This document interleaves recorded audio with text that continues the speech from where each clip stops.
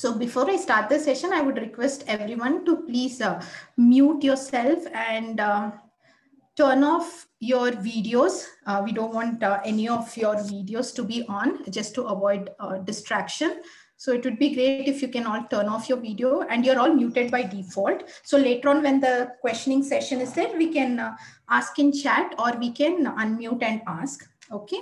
So Women Who Code is a global nonprofit organization. Their motto is to inspire women so that we have more women in higher technical ladder when it comes to management, like VPs and execs. So having said that, the emphasis is on women development. We also ensure that we can accomplish this only with the help of men allies. So our community is an inclusive community where we have events open for both men, women, or any other gender.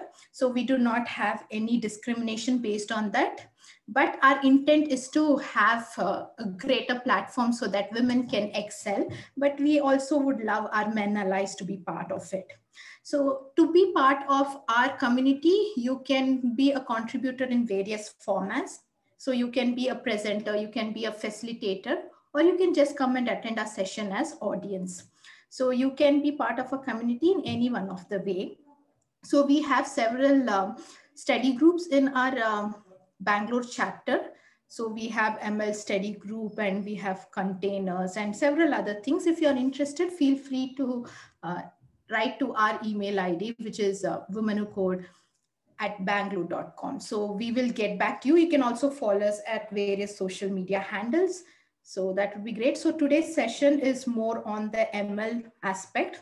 So these are some of our social links where you can follow us and get latest update, or even you can ping us if you want to get more information. So we do have an internal VMware Women Who Code alias also. If you're part of VMware, you can mail us over there. So this is the meetup where you can get all the latest events. So along with this, Women Who Code has collaborated with VMware to have a VM Inclusion Tara initiative. So this initiative is mainly focused on getting back women who have taken break from their professional career, and how to enable them so that we can make them on par with the current engineers. So we are providing free trainings for women who have minimum months of break in IT industry. So you can go and check at vmware.com/Tara for more details. And all the trainings provided to women who are on break is absolutely free. So if you know someone who is on break and who's looking to come back to industry, please spread this word to them so that they can benefit by this. So to the interesting part of today's event, for which so many of you have joined, right? So today's session is conducted by Usha Rengaraju. So she's a principal data scientist. And the more interesting part is she's the world's first woman 2x Kaggle Grandmaster. And she's a very down-to-earth person. And she's a brilliant person. So I have also shared a Kaggle link in the meetup page. So please go and explore on various projects that she's worked on. And you can also check her LinkedIn profile. She also leads the Women in Data Science Mysore chapter. So they do conduct a lot of machine learning, artificial intelligence emphasized events in Women in Data Science Mysore chapter. So you can also follow her in their meetup page. Probably Usha will talk more about it. And over to you, Usha, to start the session. Thank you so much, Ramya, for inviting me for the session. And I would also like to thank Ramya because she's been supporting me in a lot of other initiatives which I've been running. She was one of the first person to support the Neurodiversity India Summit, which is the first ever conference for neurodiversity, which was held in December. And Ramya was the first person from the community to help us out. And we got our first speaker from VMware confirmed. And Ramya was the main person. Ramya also spoke at the event. And hope Ramya will share the 2-minute video which she spoke with all of you and sometime. And so, yeah, I mean, it's great to be back with, this is my second event for Women Who Code. And it's great to, I think third. uh, because one with Jnana Lakshmi and the second one was Women Who Code Conference. I think Ramya invited me for that. Last year Women Who Code Conference, and this is the third time my collaboration with Women Who Code. I'm all excited. And today's session is about the deep learning for computer vision. So it is a Kaggle competition, which I'm going to walk through. This is for an intermediate level audience. And a person with already familiar with deep learning and has solved a couple of problems might be able to get more out of the session. But what I would also be sharing the code, and the session is recorded. So, you know, if you're not able to follow immediately, also you can always come back to the notebook, and you will be able to follow it later on when you rewatch the video. And this is something which I want to give a little heads up on. And now I'll share the notebook link.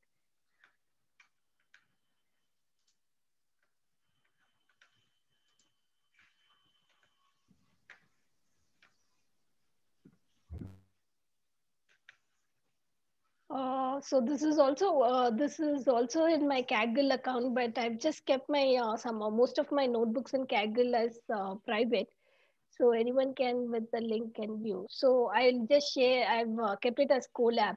You will not be able to run the notebook in Colab, but you will be just able to see the content. The reason being,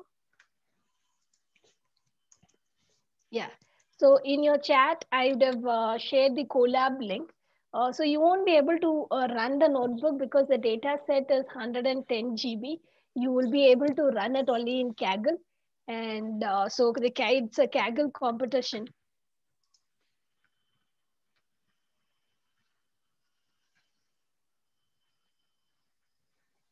So I'll share the competition link as well.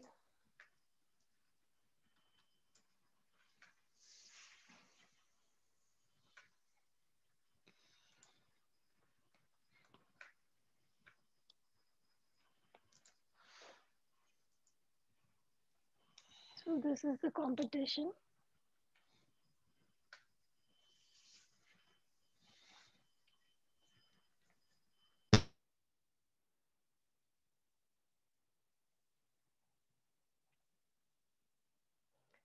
So the problem statement is in a healthcare domain, and so this is deep learning for computer vision in a healthcare domain. So the data set is huge. It's 110 GB. So if you download it and then then try it, run uploading it to Colab and all that, it will not be working properly because 110 GB takes around 45 to 1 hour, more than an hour to actually get uploaded to Colab. So the best way you can run this code is using Kaggle only, where the data set is already there. And currently my notebook is private. I've just so I'm not able to share it. Otherwise you can actually fork my notebook itself. So this is my notebook. So I'll do similar to, I have created a notebook. Similar way you can also create a notebook, and you can run it in Kaggle. But for now, if you run it, it will take like more than 40 minutes or something to finish running completion. So the session itself is for 40 minutes. So I'll just walk through the content, so you can actually go home and run it. So what is this competition about? SIIM melanoma classification. There are two organizations. One is Yes I am, and IISIC. There are two organizations, and these are two research organizations. If you take SIIM, is a research body. And what does this organization do? They are mainly involved in reducing the mortality because of melanoma. And so this they conduct several research competitions, and they are involved in, they facilitate research in this area to reduce the melanoma mortality. ISIC is another research organization. Their main job is, they have the huge public archive of melanoma images. So this is a huge data set for melanoma, which they maintain, public data set. So a lot of people who want to do research in this area can make use of it. and so that they could together bring about reduce the mortality of melanoma. So what is this melanoma? Melanoma is a type of skin cancer, and it is one of the most frequent cases for deaths, cancer deaths. And if you take by 2020, there was a statistics that 100,000 people in US alone should be diagnosed with melanoma. 100,000 is a huge number, and the mortality rate is also 7,000 per year in US alone. So in world it would be much more than that. So it's a huge number and it's a huge issue as well. So if you can use deep learning and computer vision techniques and diagnose it early, and then there's a lot of chances that the patient can be saved, and it saves a lot of time. See, in India is a country where the patient is to doctor ratio is very very small, and so there are a lot of patients and very few doctors.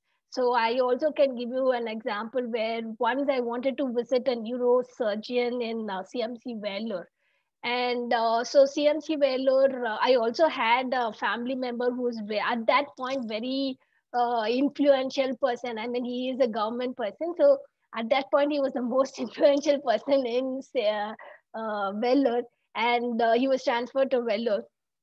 And even with the recommendation of that person, I had to wait for a few days to actually get an appointment from neurosurgeon. So at that time when we was going to the counter, she was saying it generally takes 1 month time. If you want to meet any of the specialists in this doctor, you will have to book an appointment 1 month before in advance.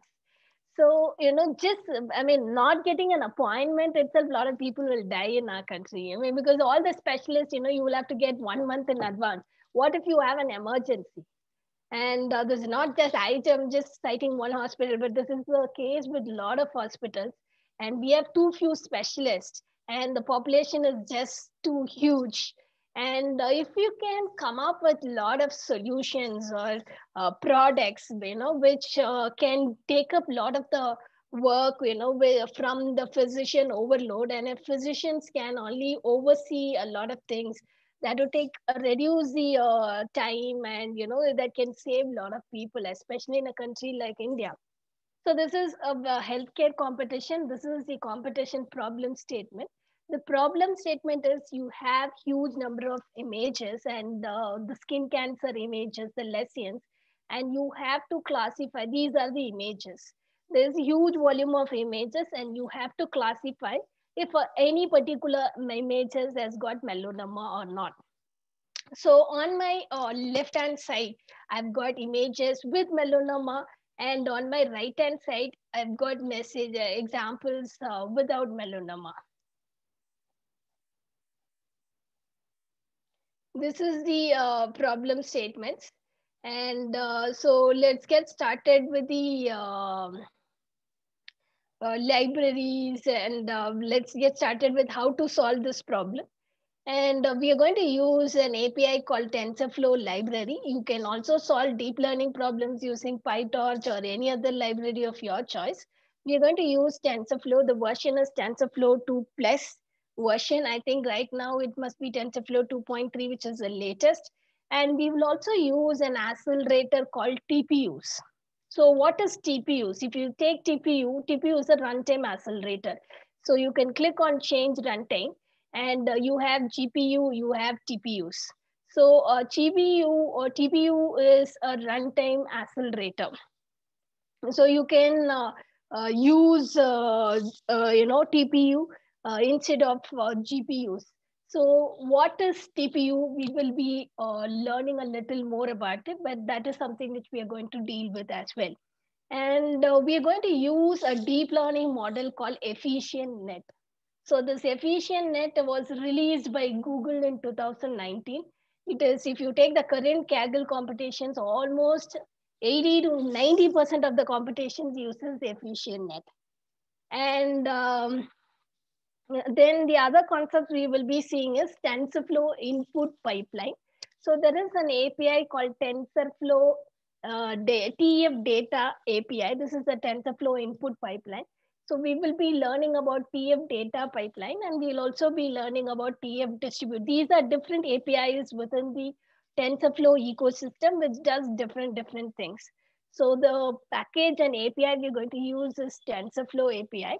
So this is the problem statement, and let's get started with the problem statement. I'll be talking about different TensorFlow ecosystem components. And so if you have not worked with TensorFlow, a lot of people, they prefer PyTorch, they prefer FastAI, they prefer different libraries. So if you've not worked with TensorFlow before, and if it's the first time you're listening to, and it might take a little time to sink in. So if you don't get everything on now itself, it's completely fine. The video is recorded, and you can always watch the recording a little later to pick up things. And this is the problem statement. So we have the import statements and all of it. And this is about TPU. And this is TPU, and you have 16 GB. So what is TPU? So this part is like downloading the import statement. And EfficientNet is an external library which you need external API. So you need to do the pip install. So if it's not part of the, so any external libraries which is not installed, you will have to do a pip install and install it. So I'm installing the EfficientNet, importing the necessary libraries. And as I told you, we'll be discussing what is TPUs. And TPU is a runtime accelerator coming from the Google. So Google is the one who is behind the TPUs, production of TPUs. And so if you want to use TPUs for commercial purposes, you can only get it in GCP. So it is not still outsourced by Google. So you will not be able to access TPU other than from GCP or Colab. And outside the Google ecosystem, you will not be able to access TPUs. And why TPUs when you have GPUs? TPUs are extensively faster. So if you want to do a comparison of how faster it is in comparison with GPUs, if you just take a ResNet 50 is one of the computer vision pre-trained model. And if you just compare the performance of ResNet 50 for GPU, which is 8 V100 GPUs versus TPU pod, you can see it is 27 times faster. So it is 27 times faster, and so this is what is about TPU. So it is very fast. But you cannot use TPUs for something like tabular data, or you cannot use TPUs for time series data and all. You will have to use TPUs for the right purposes. Only then it is fast. If you use TPUs for tabular data, it is going to be super slow. So if you have, so where all should we use TPUs? TPUs, you can use it if you have extensive multiplications, and if you're using deep learning or deep neural networks based situations or case studies, that's where you should use TPUs. You shouldn't use TPUs for tabular data or other use cases. So this is about TPUs. And so right now Kaggle gives you free 8 cores T3 TPU pod. And so they have different versions of TPUs as well, T2, T3 and all that. And Kaggle gives you 30 hours of free TPU access. And in Google Colab, you will get unlimited access as well, but provided the speed is very less than Google Colab. And so this is about TPUs. And so if I have to use, why do we use TPUs? TPUs is nothing but, so if you want to distribute your job, it's for distributed computing. Both GPUs and TPUs are for distributed computing. And in TensorFlow, we have an API called tf.distribute. This particular API helps us interface with TPU. So this is an API which takes care of everything. So tf.distribute is an API which takes care of whether you use GPUs or whether you use TPUs. It takes care of everything related to distributed computing in TensorFlow. So this is, so in order to connect to TPUs, I have a bunch of code. And the API, there's an API. So first is there will be a lot of clusters. So if you want to connect to TPUs, you'll have to identify a remote cluster. You'll have to see which of the remote clusters is free. So you will have to find one remote cluster which is free, connect to that cluster, and then you should initialize your TPU system. So in order to accomplish that, you have in TF distribute, you have some functions which will does the job for you. So you have to create a cluster resolver object. And once you create this object, you should connect to the cluster which is free. And then you should initialize the TPU cluster. And so this is a bunch of steps if you have to follow in order to connect and initialize your TPUs. And so in Google Colab, I think, all right. And so I ran this, this was run in Kaggle. The notebook was run in Kaggle and I downloaded it and I uploaded it to Colab.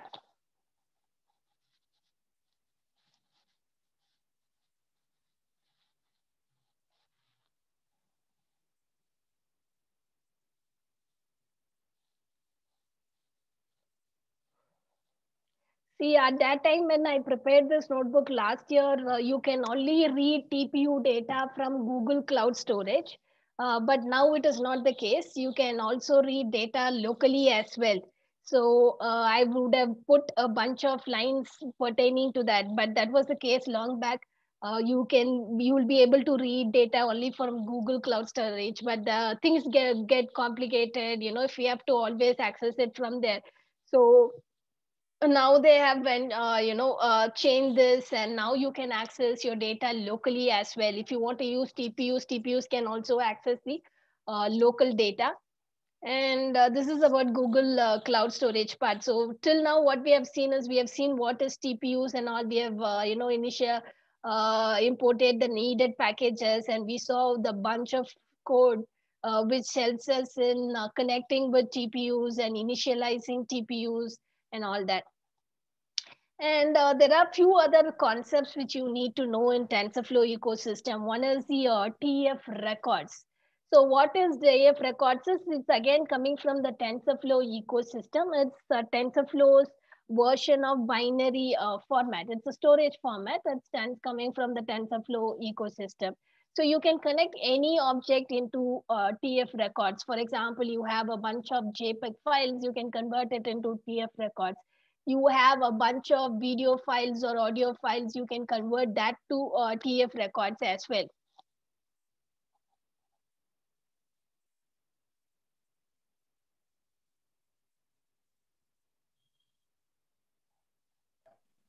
And this is the thing like training file names. So this is nothing but sklearn's package, where the train test split is from scikit-learn. I think most of you are aware of this package. You can use this package to divide into test and training data. So this is nothing but the TensorFlow's scikit-learn package test train split method, which you can divide it into test data and training data. The reason why we make a split as training data, validation data, and test data is because we want to keep aside a certain number of data to evaluate our model so that it generalizes well and does not overfit. So this is about TF records. What is the format? So TF, why do we prefer TF records? This TF records is again coming from TensorFlow's ecosystem. And so, it sits well with the TensorFlow pipeline. So you can also see for this competition, it's not necessary or mandatory that you should convert the data to TF records. You can have the data as it is. If you have images and it is in JPEG format, you can also deal with it as it is. But if you, since we are using all the pipeline, the entire pipeline is TensorFlow, and TF record sits well with the TensorFlow pipeline. And so it's only an optional thing. If you're interested, you can use TF records, or you can go as it is. It's just one new thing which you're trying to learn here. And then as usual, we are dividing the data set into training, validation, and test set. Now we are going to learn about new API called TF Data API. So what this TF Data API is, it is the input pipeline API. So you have two pipelines. First pipeline is input pipeline, where you do all the pre-processing. You bring the data to a format which you can feed it to the deep learning model. After the data enters the deep learning model, the training happens. Finally, you get the model which is trained, which you can evaluate on. So there are three phases to it. So the first phase is the input pipeline, where you do all the pre-processing, augmentation, and all of this stuff. In order to do this in TensorFlow, we have an API called tf.data API, which does this job for us.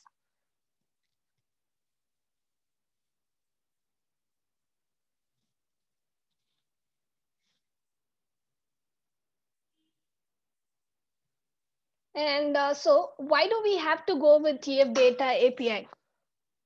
So if you use TPU, you can use it only when the modeling part starts. So you are not going to, even though you have connected to TPU and all, you will not be using TPU when you do the input processing step and all. You will be using TPUs only when you start training your models. That's when you will be using deep learning, and that's when you will have extensive multiplications. So this input, so your modeling part is going to be very fast, but you should have an input pipeline which is as fast as your modeling pipeline is using TPU, so it's going to be super fast. So do you have an input pipeline which is equally fast? Input pipeline is where you get the raw image data, and sometimes the image may be unbalanced. That is, if you're classifying melanoma and not melanoma, one of the classes may be too less, and one of the classes can be too less. And so you need to do a lot of image augmentations. So in order to do a lot of image augmentations, that's when why you need an APIs, because in order instead of doing every step manually and writing a lot of code, this API gives you, in just one method called function call, you can accomplish a lot of things. So this API takes care of all of it. We don't have to write lengthy pieces of code. It will take care of all the process, and it will also help us do parallel input output computations. That is, see, now I'm going and fetching the data. While the current data is executing, the next data will be automatically fetched. So this parallel input output operations will be taken care of by this API. So all of it, and there are a lot of functions. You don't have to write it manually. This API has got a lot of functions which you can make use of it to solve a lot of problems. So this is about TF data API. So I'm going to use this TF data API to do my input processing. So I have put a neat diagram. So there are a lot of utility functions out there. I put a neat diagram which explains the utility function. So, I have, a bunch of utility functions for train, and a bunch of utility functions for validation, and a bunch of utility functions for test. And for train, it is, you have a training data set, validation data set, and test data set. The diagram will explain you the flow of control between these utility functions. First, I need to load data set. Then I'll be calling augmentation. Then I'll be calling a bunch of methods like repeat, shuffle, batch, prefetch. I'll explain why we use each of these methods. Then we have something like validation, and we also have something like test data sets. So here also you have a bunch of methods. This diagram explains you after which method you will call which method, how the flow goes, and all that. But I'll explain why we require a lot of things here. So let's start with data augmentation. So if you take, I have only 550 images of cases where which doesn't have melanoma, and I have remaining 8,000 images which has melanoma. This is clearly imbalanced. One of the classes I have too less data, and the other class I have too much data. So in order to handle this problem in images, we have a technique called data augmentation. That is, whenever you have too less data, you can automatically create more data by you doing a lot of transformation processes. So this process is called data augmentation. TensorFlow, see, now, most of them, if you take in Kaggle competition, they'll use augmentation API like argumentations. There are many more augmentations API out there. You'll use all these augmentations API. But this TensorFlow has got its own augmentation packages, and which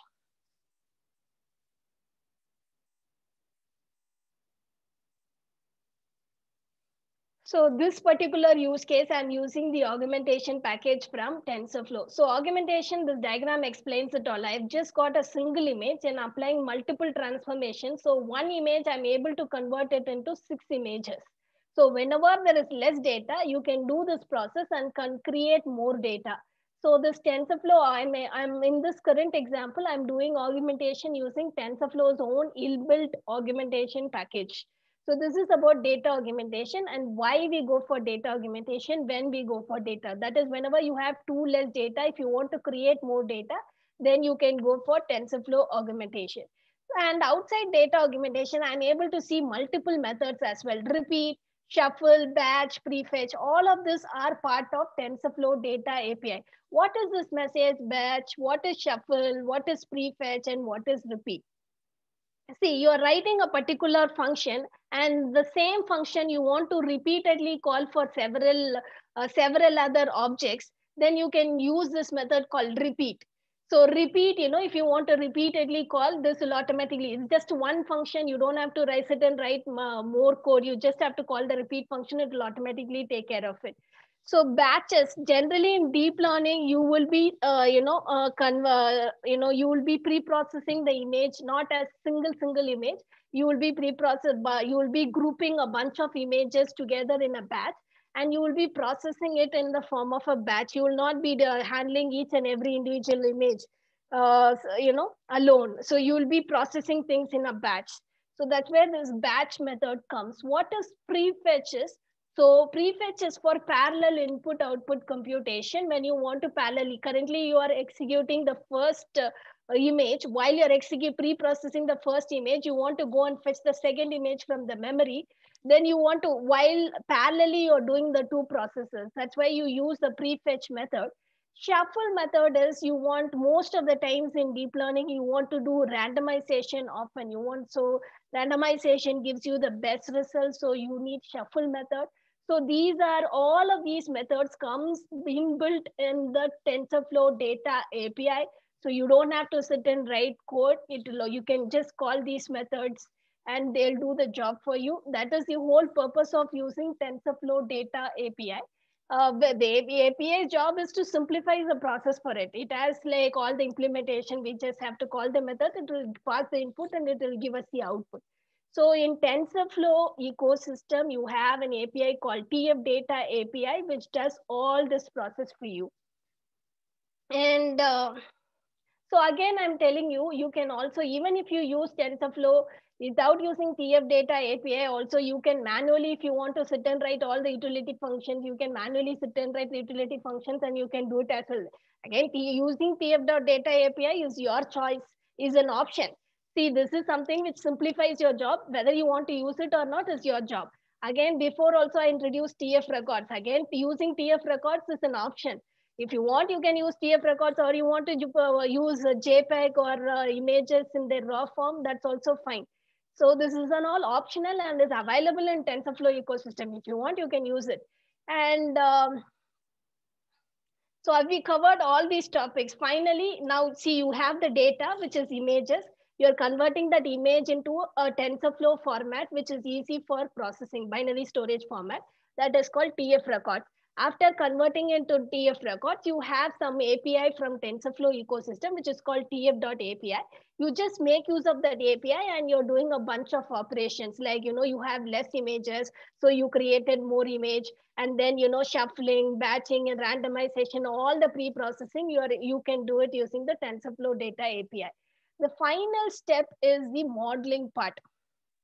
So for modeling, we are going to use pre-trained architecture, which was open source by Google in 2019. So there are a lot of deep learning architecture. There's something BGG16, there is ResNet, there is several deep learning architecture. So why EfficientNet is one of the, is a better performing architecture than all the previously released architectures. And so if you want to see the performance of EfficientNet in comparison with other architectures, deep learning architecture, The red curve is the efficient net, and you will find all other architectures here. So efficient net is mostly used. The most used in Kaggle competitions is the efficient net only. Even in the current competition, you just go open Kaggle, you will see efficient net only, fully efficient net. So efficient net is super fast. And so what is so special about efficient net is, see, whenever in deep learning, the more deep your network is, the better it performs. So what is the component you want to make deep? Whether you want to make your width deeper, or you want to make your depth, you want to go deeper in depth, or whether you want to increase in resolution. There are three components: width, depth, and resolution. Which component you want to increase in size, whether it's width or depth or resolution? See, neural network is there. So this is the neural network. If you want to increase the width, you increase the number of hidden layers. And if you want to increase the depth, in a single layer, you can increase the number of nodes. And you can also increase the resolution, the pixel size and all that. So there are different ways where you can make your models as deep as possible. But if you see the previous architecture, some of the architecture will either increase the width, or some of the architecture will either increase the depth, or some of the architectures will either deal with increasing the resolution. But what efficient net does is it increases all the three, and it does it using a compound, some component called compound scaling coefficient. So this is the whole architecture. This is a super powerful architecture outsourced by Google in 2019. It's very faster and powerful than all other, recent deep learning architectures. You can see the performance graph here. Efficient net overtakes all of them. And in efficient net, you have different versions. You have version 0, which is a tiny one, and up to version 7. So version 0, 1, 2, 3, 4, you call it B0, B0, B2 to B7. So B0 will be the most baseline, and B1 will be little advanced, and B7 will be the most advanced. You have 7 versions of efficient net. So it's nothing but a deep learning architecture. So this is pre-trained, means which is already available to us. I'm just going to use transfer learning and make you, going to solve my problem using it. So it's already available to us, which is what I installed the package here, efficient net. I'm just installing the package, and I can use this efficient net library. So I'm going to use transfer learning. In the transfer learning, what I'm going to use is I'm going to take this efficient net, and in efficient net, I'm going to freeze most of the layer and just going to change the last layer, and then I'm going to train my model. This technique is called transfer learning. So if you see, I told you only in the modeling part, the TPU will start, work. We'll be using TPU only from the modeling part. So the TPU scope will start only from here. I have put the scope here. So only from this part, the experiment will start. The notebook will start using TPUs. Before that, only GPUs will be used. And so this is the network, and I've added 4 layers, extra additional layers in order to fine tune this model to solve this particular problem. I added last few layers, and I freeze most of the layers, and I'm just training the model, and and then making a predictions. This part is making a predictions on the target. So this is about the whole problem of solving melanoma skin cancer classification using deep learning and using TensorFlow API. So all the components we saw was related to TensorFlow, and we use deep learning architecture, efficient net. So this is a computer vision problem. So yeah, so we've come to the end of this session, and if you have any questions, I've kept it as simple as possible, but if you have any questions, do let me know. Yeah, can you go to the transfer learning part? Yeah, scroll.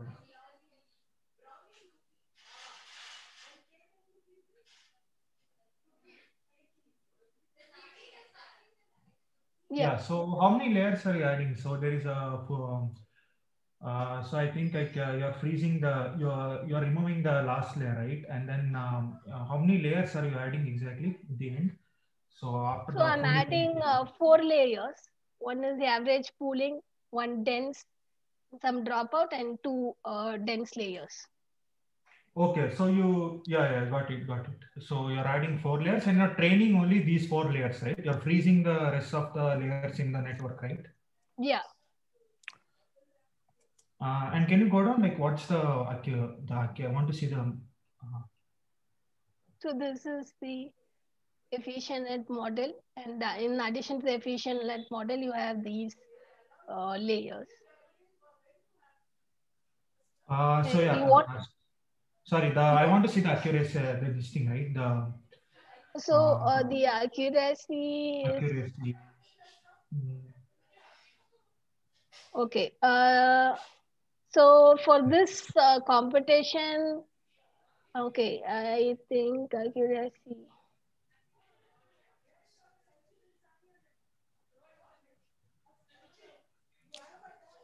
I think it's not that printed. I've removed a lot of code, I think. So yeah, I've removed a lot of code. I think it was somewhere between 87 or something like.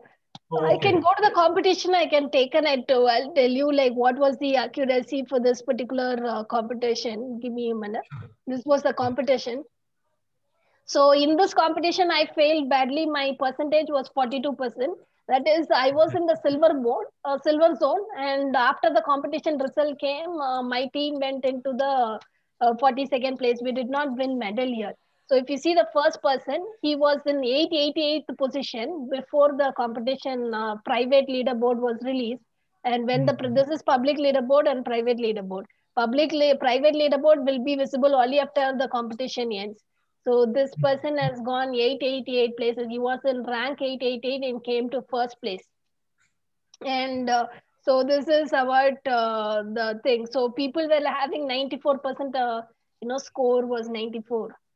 Oh my God, They were able to 94. get. Yeah. How do Okay. people manage to get these kind of high scores in Kaggle? Some here, thankfully, are showing 94 and all. I've seen 99, 100.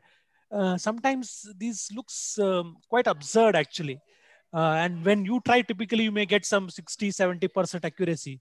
So I'm just curious, how do, are there some, innovative approaches that they use, or what are your thoughts, Susha? Yeah, so if I click on the discussion forum, this was a competition. So in the discussion forum, I'll be able to get the everyone will put after the competition ends, everyone will put their logic, most of them. But the Right. ones which receive the highest votes will be the first place, first 50 place winners will get the highest votes. So this was the first place solution. He has released the full source code. Second place solution was a doctor. He is a radiologist.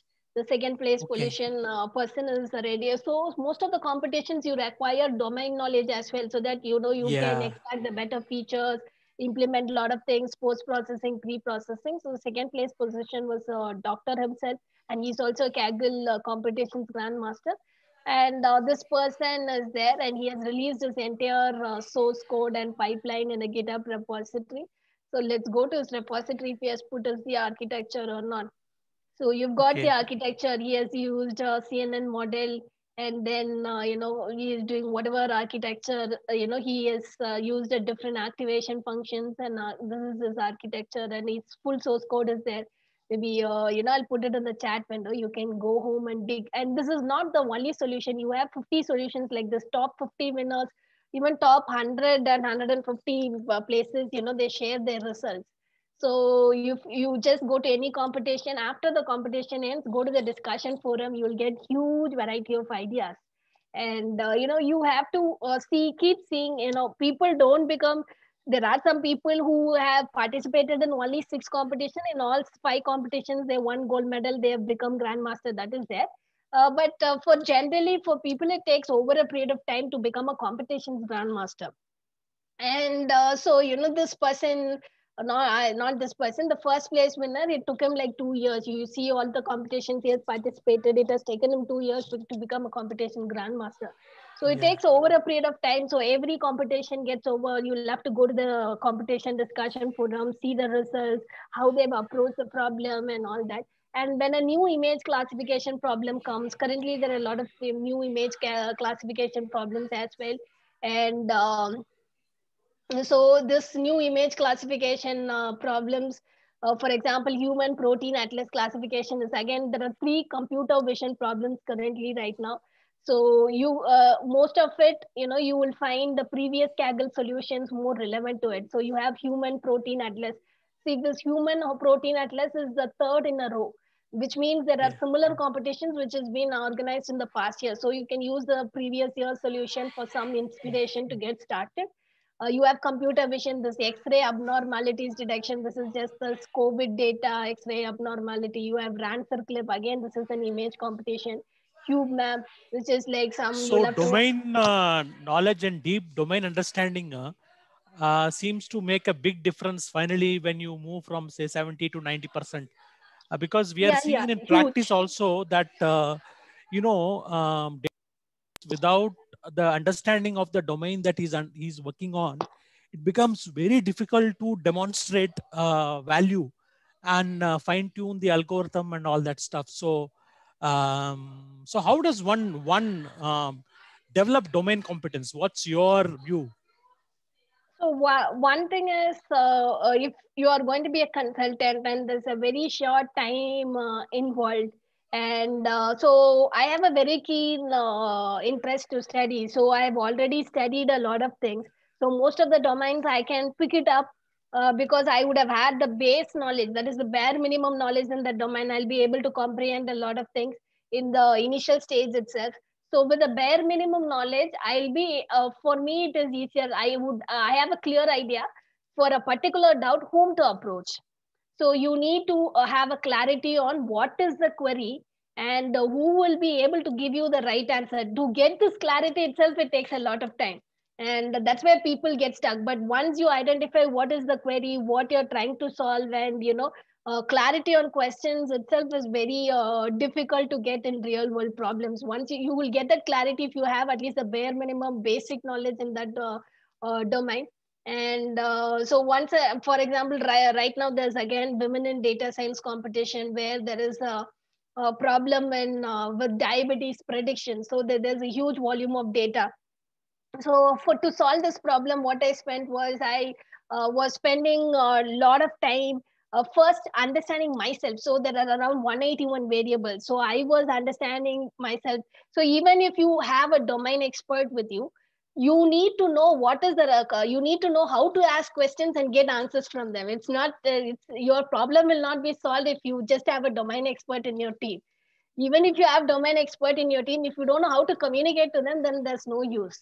So in order to develop that communication, you need that bare level minimum knowledge of that. That you need to pick it up either through courses. For example, if you go to my profile in under certifications, you will find a certification where I've taken 2-3 years back. I've taken a certification in diabetes. That is for randomly. I have a curious mind, so I randomly pick up random courses. But that course which I took 2-3 years back is helping me now. I'm able to talk to a lot of doctors and answer right questions. And so asking right questions can save you a lot of time because, you work in multiple domains. Data science is across all domains, especially for a consultant. It is highly impossible. Nobody has the time and bandwidth to learn all the domains. And you can't learn too much as well. So just in working together with domain experts and knowing how to interact with them is the best way. Okay. So just one more question, Usha. I was just curious, how many problems you would have solved and how many years, and can you give us a sense? You've reached quite a master level in data science and one of the top data scientists in India. So for beginners like us, can you give us a sense of just how do we go about acquiring a certain level of proficiency in data science? And data science is a very fast field. You have NLP at one stage, you have computer vision, you have TensorFlow, so many things that are coming. How does one navigate this and how many hours of work that we put in? So can you give some guidance based on your experience for us? So I would have worked in the last few years across like 35 to 40 problems I would have solved. And a lot of problems not completely end to end. Some of the problems I would have been involved in the initial consulting phase, and I would have not done coding. They would have outsourced the coding part to a different consulting firm. And but they want an analysis, what the problem statement is, what the data set is, how to go about the initial building of churning, putting the first architecture of how the problem should be solved. I would have been involved with it, but I wouldn't have had the time to build the entire end-to-end thing. They would have outsourced it to a different person. So, but I've dealt with 40 plus problems, but not all of them are completely end-to-end. And some of it I would have done, already everything would have been done. They just want to improve their model, things like that. So for somebody who's starting out, what I would suggest is start working on some real world data sets. So once you do a certification course and once you do all this, you will get learn programming experience is very, very important. And so you will have to be a very, very, although APIs and all of it is there, when you're building a real world use cases, there are a lot of times where you have to, everything will not be there in the APIs. So you will have to fine tune your model customization, and there's a lot of coding work there. So you will have to strengthen your coding skills as much as possible. So if you're a competitive programmer and all, it really helps. And the second thing is about competitive programming.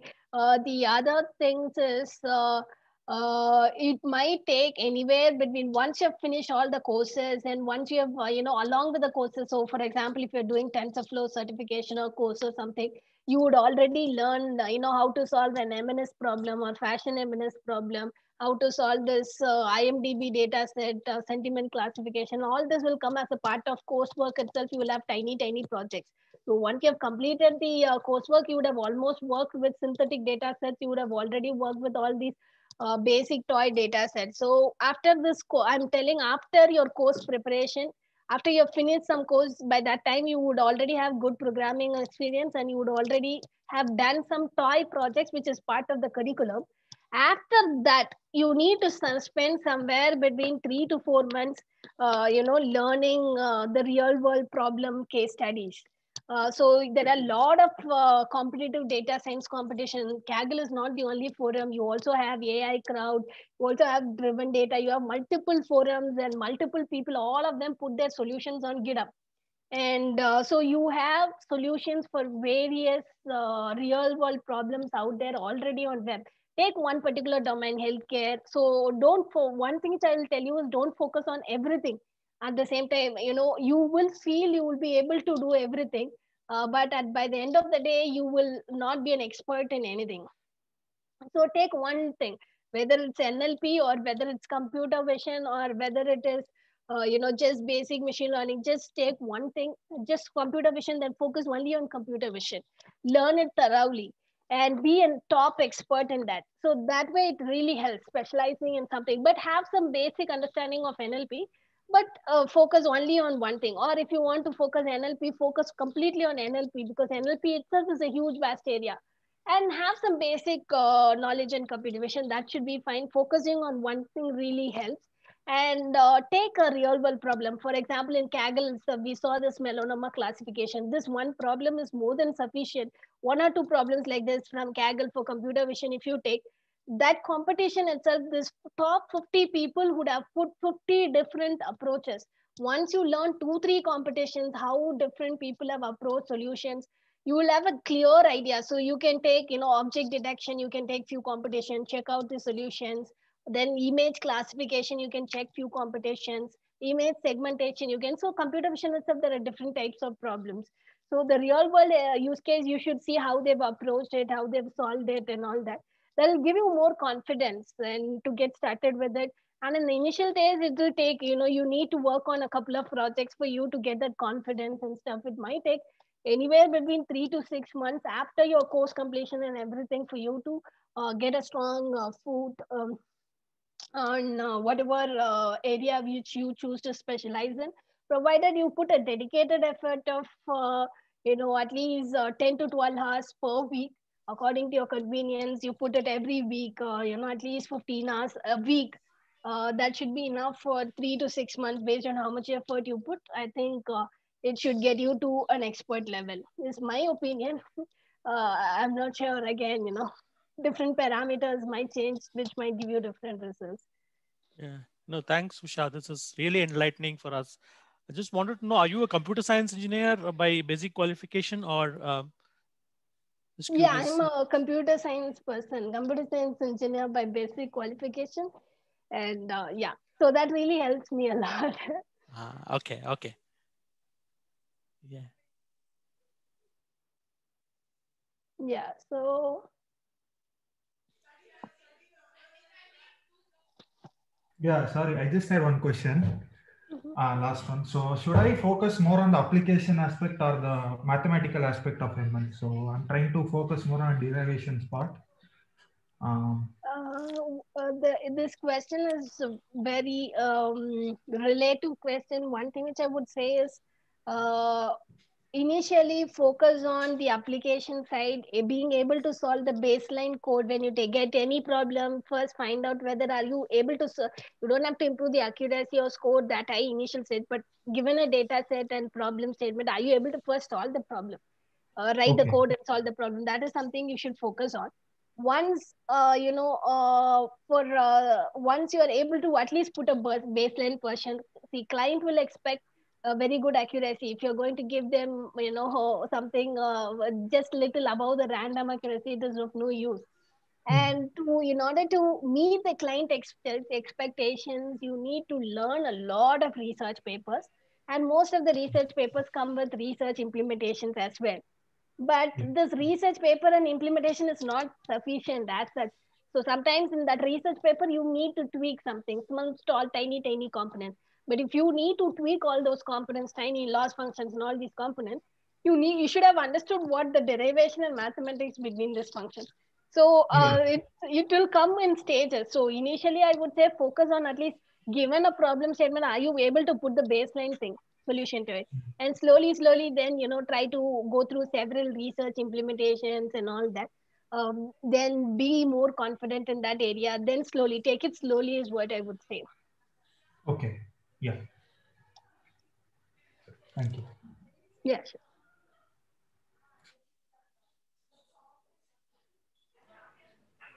Hey, thanks, Usha. I just wanted to ask, like, for beginners, do you suggest some good course that we should begin with? This deep learning, when deep learning.ai specialization from Coursera is a great course to get started with. And there are other Coursera courses which is very good. And different people like different way of learning. So if some people like deep learning.ai from Coursera, some people don't like the Coursera way of teaching itself. For those people, Udemy, deep learning A to Z courses, that is also good. Data Camp is another great resource. You have Data Camp, you have EDX, you have Coursera. These are some of the courses which are very good.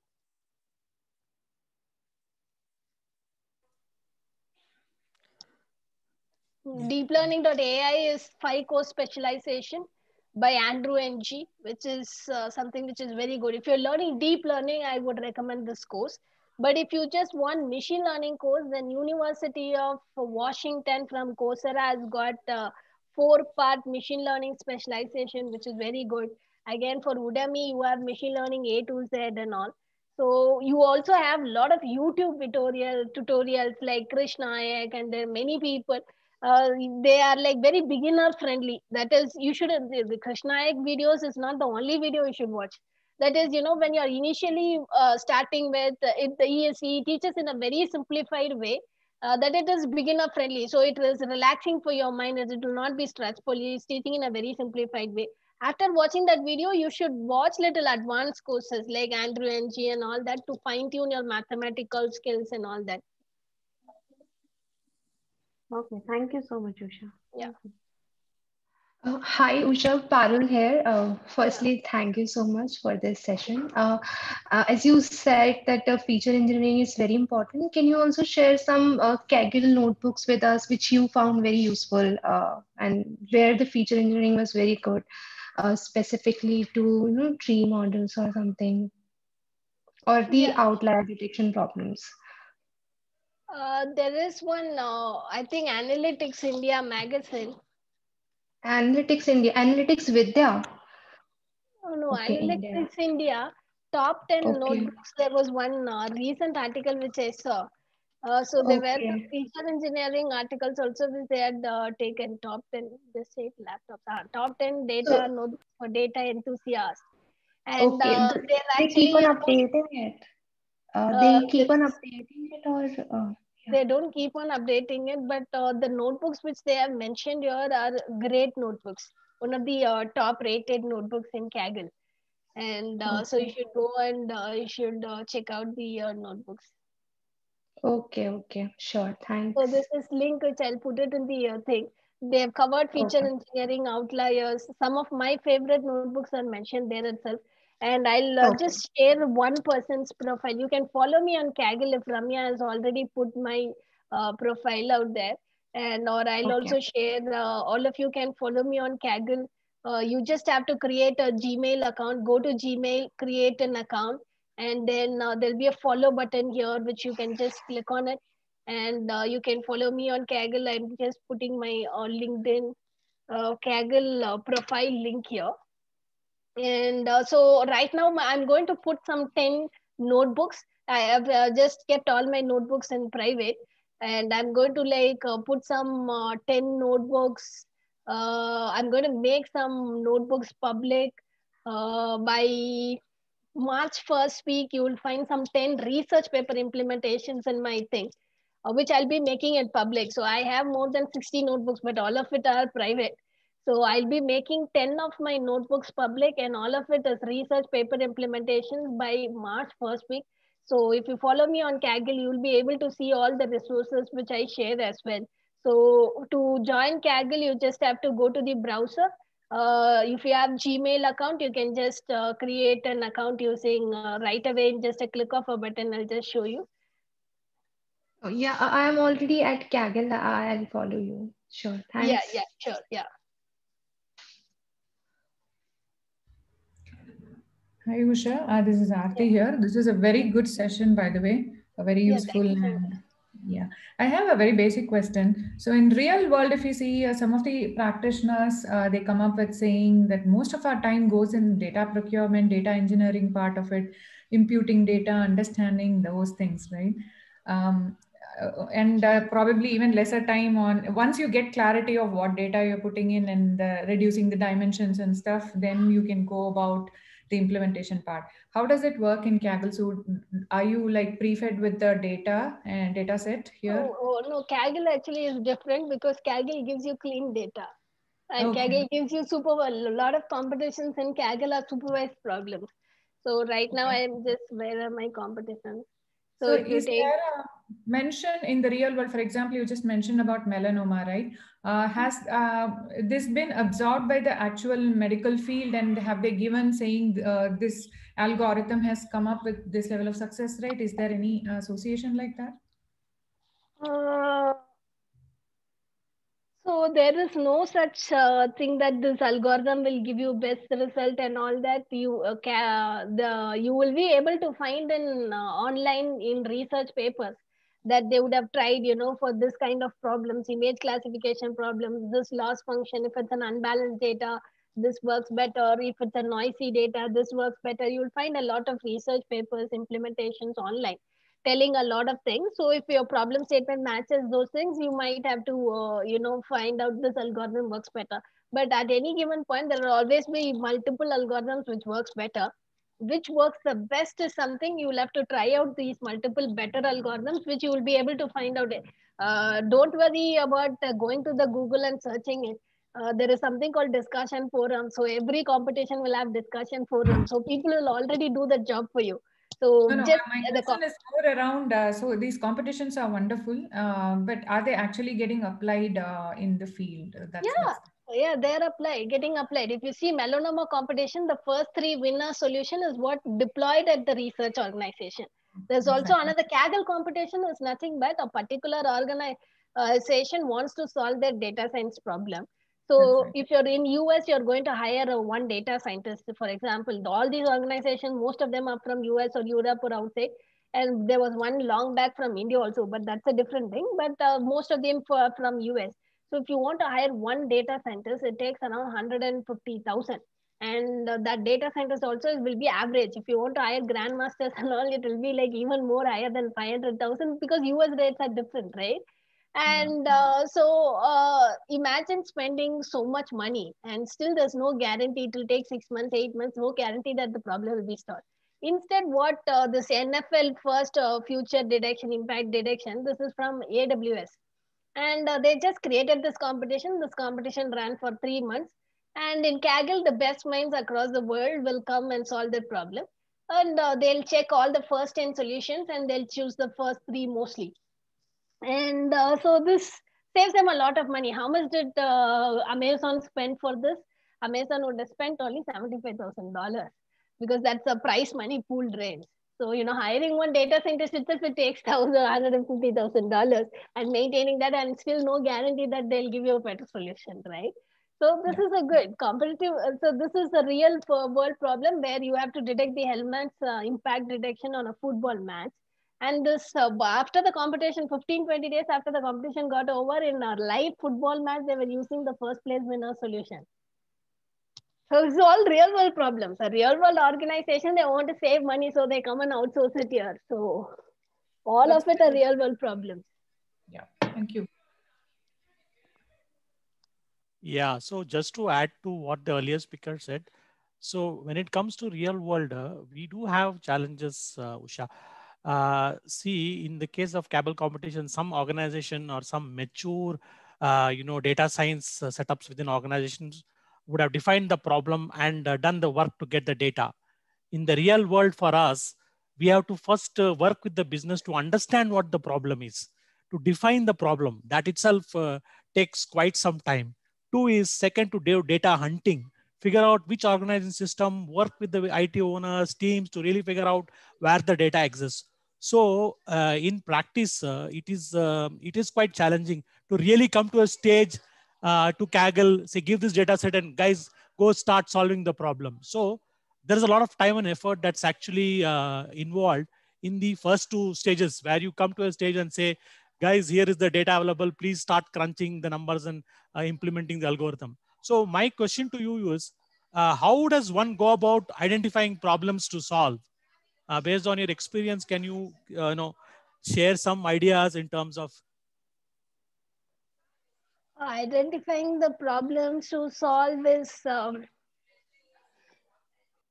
okay.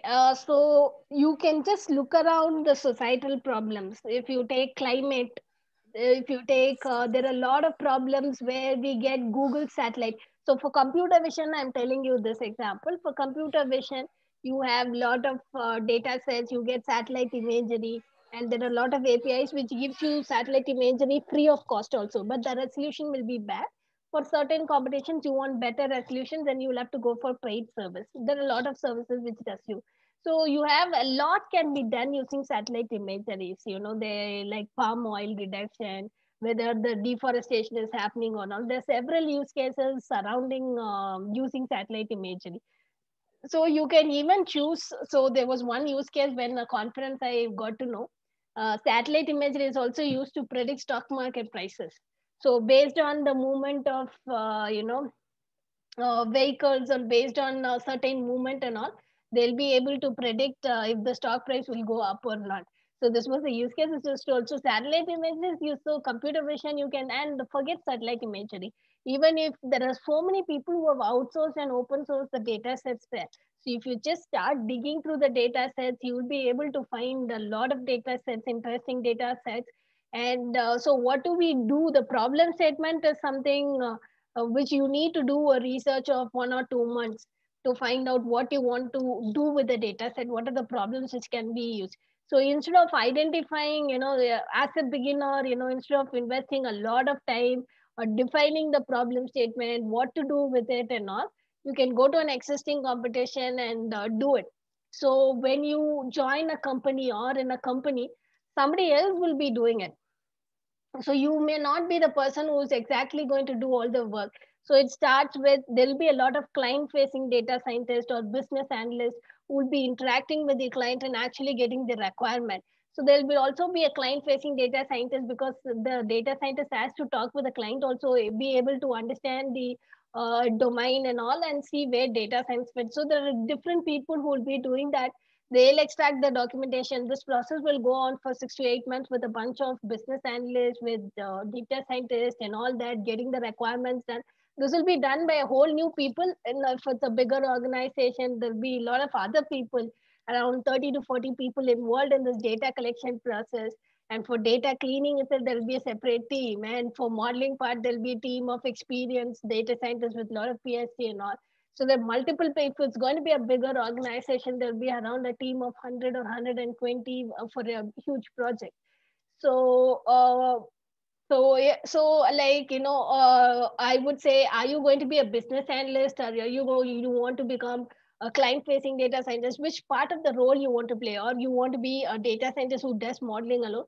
So focus on that is what I would say. If you want to get a hands-on practice, then it's best one is to just go to a competitive data science platforms, and or where they've already defined all these things for you, and just practice there. Because if you just have an open source data sets, and if you start defining the problem and all, there's going to be a lot of time involved. And most especially if you're going to have a family and you also have a full-time job, then there's a very limited time you get per week and per day. And so it depends upon your bandwidth and how much you can do. And so if you have a lot of time, then yeah, please, you can start with the data set, see what you can do with it.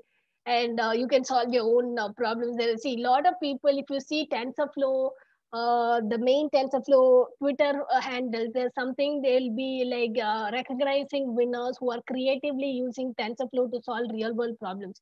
So if you go to TensorFlow YouTube channel, there are a bunch of Delhi students who have used TensorFlow and have used computer vision models to solve detect air pollution in Delhi.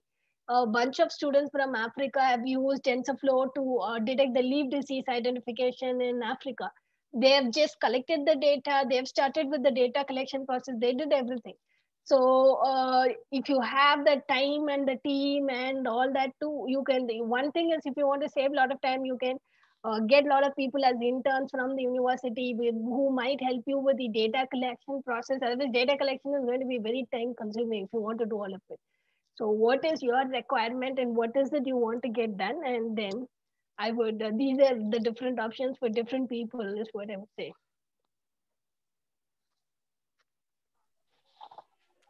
Thanks very much, Usha. Thanks for all your inputs and suggestions. I think we should get you a couple of more times to talk to you So more. much. Yeah. Thank you so much. Yeah. And we can also share some of the business because we are more in the practical aspects of things.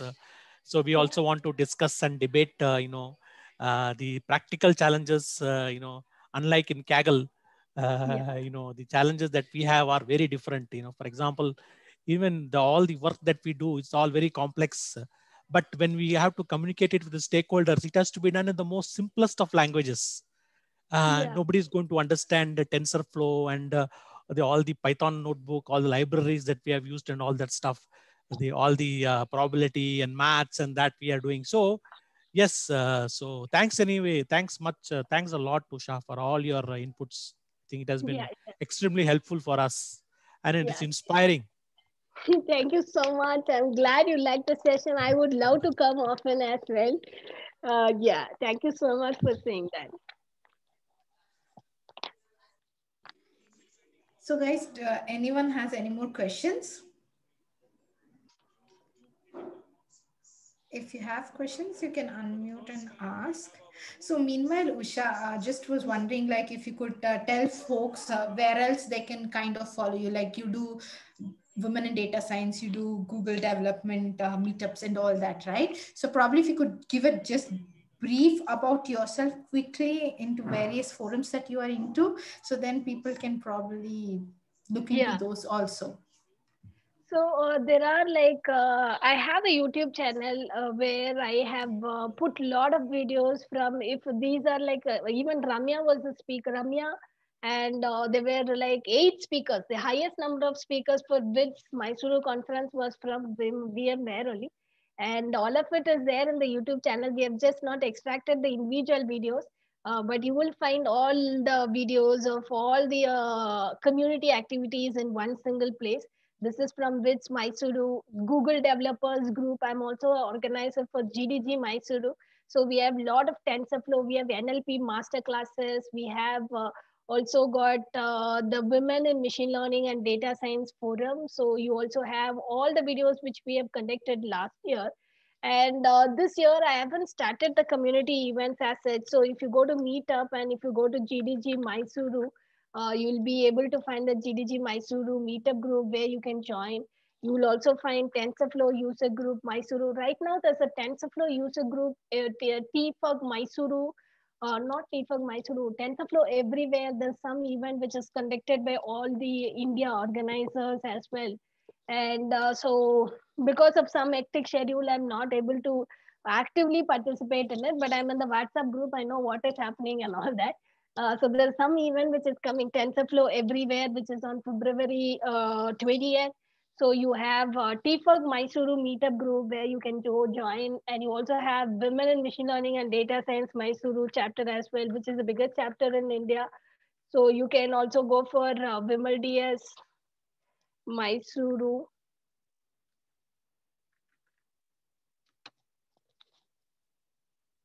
So you have the Mysore here. So you can go to the meetup groups and join the meetup groups.